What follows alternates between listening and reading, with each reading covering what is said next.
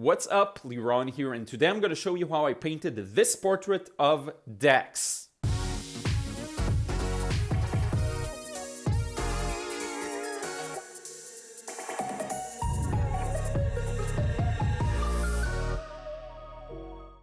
What's up, Liron here. Thank you for joining me in another video. Today I want to show you how I painted this portrait painting of Dax. Dax is an upcoming rapper that I really connect with, his music, his message, everything. And so I wanted to make a painting of his. I think I moved the camera, hopefully not too much. And so I'm very proud of this process. Let me tell you this before I get started, because I think I was able to nail it down really to the level of the correct values in each and every spot. I think there's a lot of interest here with the color selection. I think it works well as a painting. I think there's a nice mix of edges. So you get the more loose edges that I did here, wet and wet, but then you get the more sharper changes of color and changes of value that I think I was able to get pretty accurately.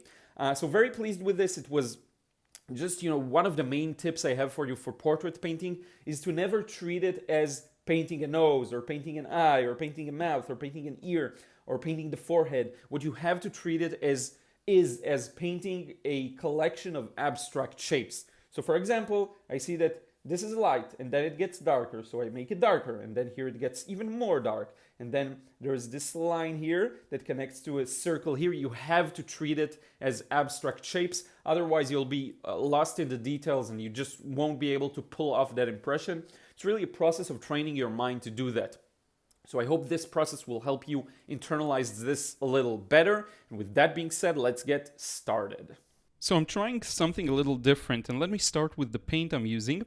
So Phthalo Blue Red Shade by Daniel Smith, Alizarin Crimson Permanent by SAA, and Nickel Azo Yellow also by Daniel Smith. These are the three paints that you see me use here. I may use just a teeny tiny bit of Carbazole Violet by Daniel Smith as well.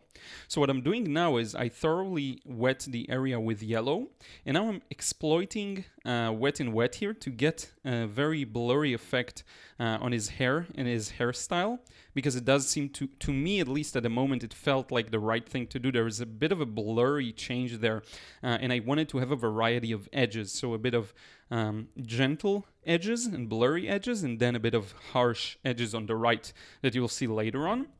I'm trying something a little different with this video. You may have noticed it's a little shorter for this kind of a portrait. The thing is, I'm going to try and show you just the highlights, okay? Just the interesting part, and try to jump and skip over things that aren't as necessary to understand the entire process. So now I'm negative painting around the yellow paint around his hair. And you'll see adding a lot of dark. As you can see in the reference, this is a dark area.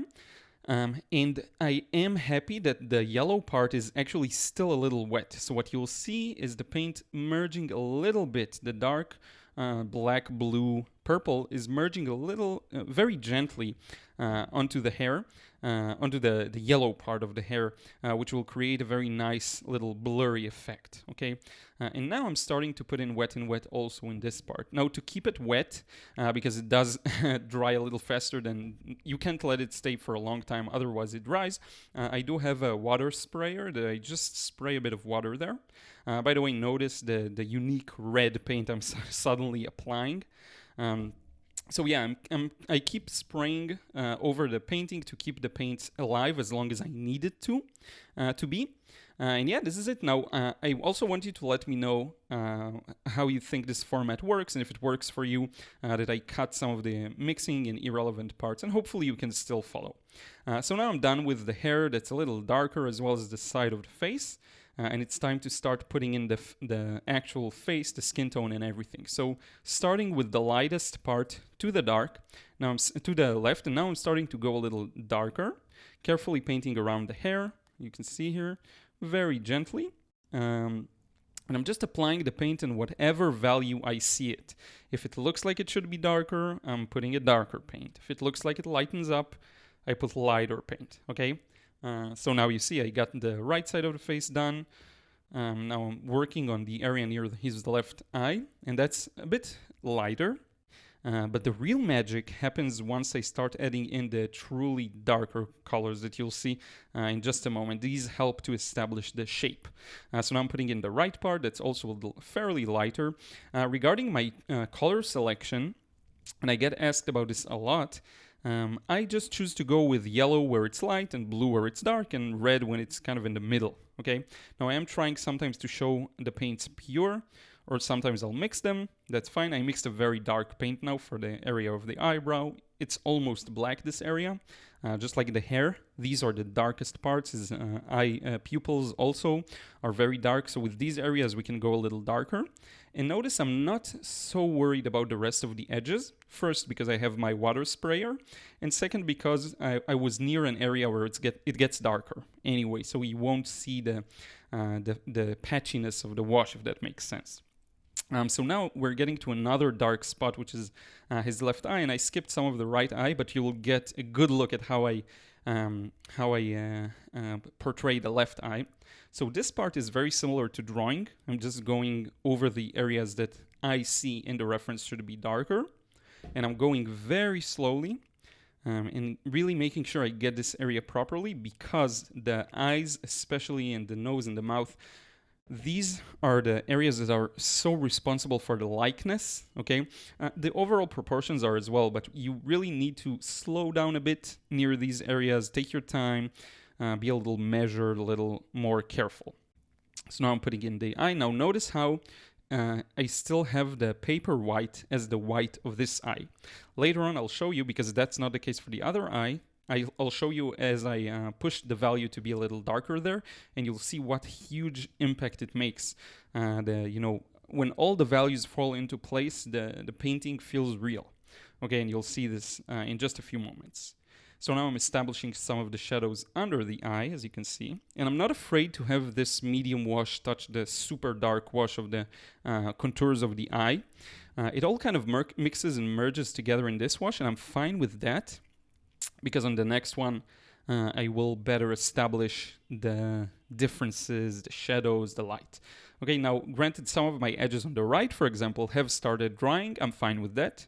And notice here there's a deeper shadow to the right of the nose, so I'm using blue, as I mentioned. Here it lights up a little bit, so I'm using yellow. That creates an interesting green. Negative painting around his nose ring. He has an earring on his nose. Got done with the bottom part. Now the lips should be, of course, much darker. Right now they're white, so I'm going over them, using a bit of yellow in the middle. And now I'm going to apply a bit of red. And I love to have an area where there is a variety of paint. Now, one thing that may bother you with the portrait as it is right now is that the nose still doesn't have a shape. I haven't established at all the shadows to his right, and also not really clearly his left edge. So the face still seems a little shapeless or formless. That's fine. It will, with time and with adding more shadows, look better. Now I'm dumbing down the highlights of the eye. So it was paper white. Now notice what huge of an impact it makes once I put in a bit more color there to darken it up. It's like it connects it to the rest of the painting. It looked a little detached. When things are too light, usually they look detached. I'm doing the same for the right eye, killing some of the highlights there as well. Coming back to the lip, putting in the mid values or the light values for the lip. And again, I don't care if it touches the dark area, that's fine. It's all going to work itself out later on. As long as the paint isn't too wet and it doesn't merge together completely, then I know I'm fine. Now comes the real good part, where I actually establish the shadows. This immediately brings out the shape of the nose, okay, as you can see here. Going over the nose again with some red mixture, a bit more red this time, and bringing out its shape. The area near the nostrils should be a little darker, and I'm just following what I see in the reference very, very carefully. As you can see here, I will paint very gently around some highlights that are still visible to the right. And yeah, adding a bit of shadow there. If you look very closely at the reference, the small mustache there is a little darker, as well as on the right. And notice how it brings it out very beautifully. Now I made a small mistake, so I'm dabbing out some of the mustache and then I'm readjusting it. So you can see no mistake really makes anything lost, okay? So don't worry about them. You can dab it out. You can do a lot of things. Especially in the later layers, I find that it's easier to pick up the paint. I don't know why, because it doesn't settle as quickly as it is on the paper when there's already a layer or two of paint there. I suppose that's the reason. So now this is really important because that's going to be the final definition of the shadows of the nose.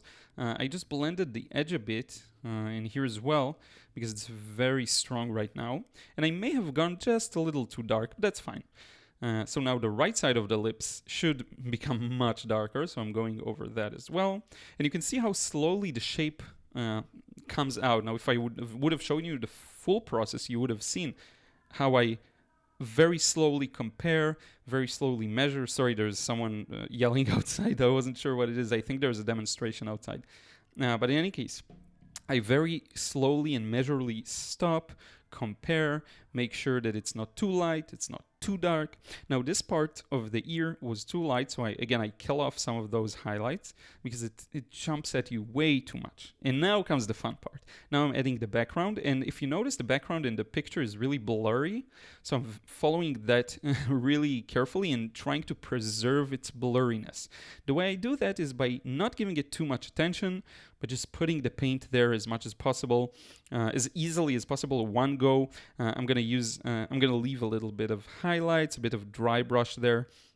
You could approach this a completely different way and go do this wet in wet, and that'll blur it as well. I'm just not good enough, honestly, in wet and wet, so I preferred. And also, I really enjoy doing dry brush on a large paper. I'm gonna do a video on dry brush soon. So I just wanted to exploit that, and you'll notice how a line I'm going to put in just a moment will really convey how gentle the background is and how much it doesn't intrude your the main part of the painting. You're going to see this in just a moment. And I'm just following the shape I see. You see, very gently establishing that, adding a bit of shadows here, a bit of there. Now I decided to completely fill in the white area in the background because I did want his face to pop a little more and his ear as well. So I just went ahead and filled that in. You know, I do have a lot of artistic freedom here.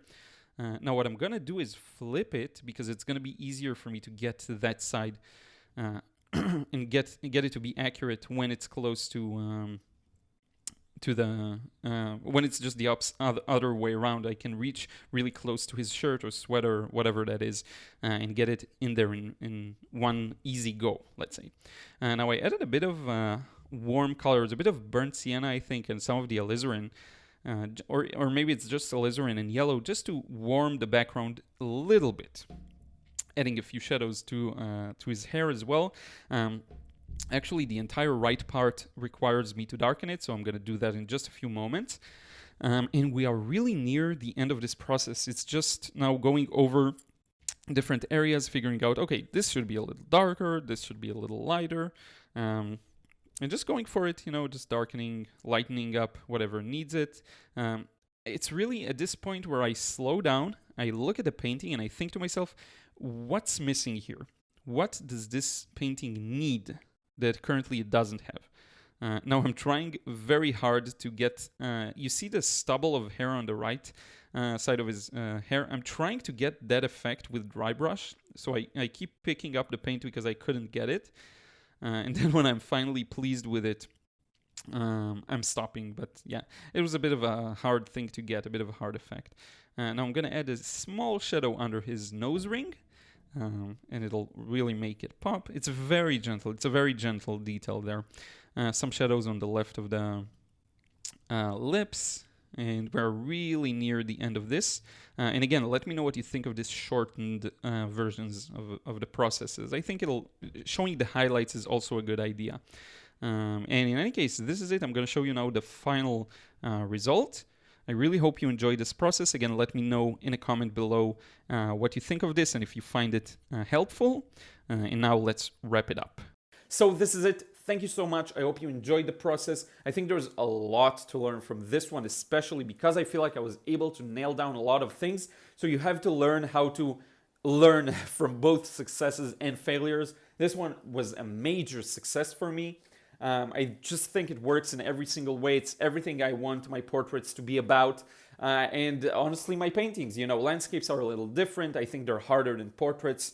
You just have this added responsibility of simplifying it even more for the viewer, but it's the same concept, works the same way. You match the value, you have an accurate drawing.